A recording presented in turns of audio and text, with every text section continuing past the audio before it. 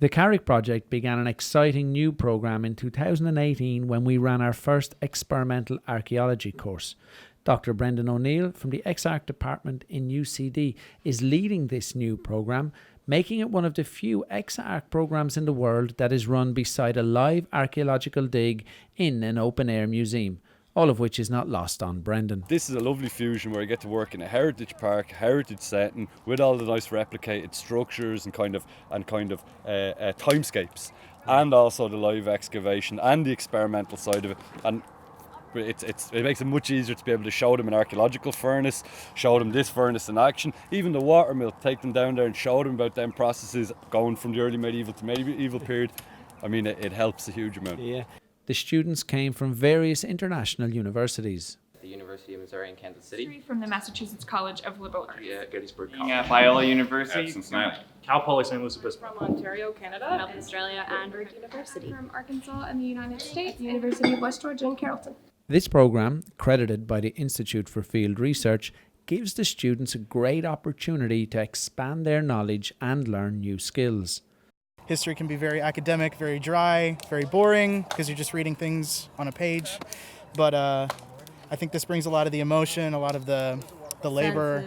Reading it versus actually touching it, using your sensory processing to actually do it is completely different. And I feel like when I go back and read the literature, I can make that connection. And just being out here and getting an understanding of the wilderness, the sounds, the senses, it'll definitely, I believe it'll definitely aid with the reading. Brendan is under no illusion as to what the students will get from this programme. Essentially what we're asking people to do is to really quickly, in about a week, learn some very, very, very technical things. And what I'm trying to teach them is archaeology, experimental archaeology and material science, but in a really soft kind of passive active way. It's passive in the sense that I'm not going to force it down their throat and say these are like set lists of things, but in an active way in that they're doing and they're learning through that doing. There's a hole that's dug in the ground. Brendan dug it, and then the structure's built around it. And then there was a opening here that was sort of shaped like an arch. You can see where the clay is still wet. And then we built it up from the bottom, put a already baked air nozzle in there. Whoop. Okay. And the bellows will go into this air nozzle to pump air into the fire when we're getting ready to smelt some iron. And then eventually this thing that we've just constructed is going to be smashed in because it's the door, and that's how they get the iron out. Students here will get a chance to work on legacy projects. Our aim here at the Carrick project is to rebuild the medieval town of Carrick in consultation with National Monuments. Where else will you get a chance to build a medieval mortar mixer, a pottery kiln, hollow out a log boat? You will learn new skills and work with materials that are hard to find in modern life. Through this process, these people will forever have this embedded in them. Not only, oh, that's what that is, but also, oh, there's hidden meaning in this. We can take this apart.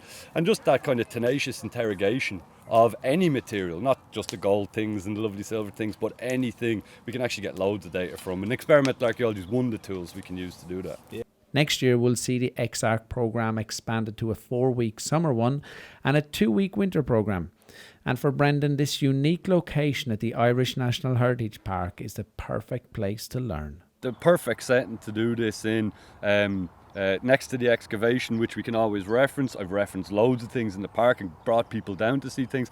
And even the kind of topography and landscape of the park. We went looking for clay the other day, and I kind of could teach them how to read where the clay will be, how to find it when you do find it, how to test it, and we did all that, and in front of them we found clay and we could test it and we could go, oh yeah, that's the thing we were using today.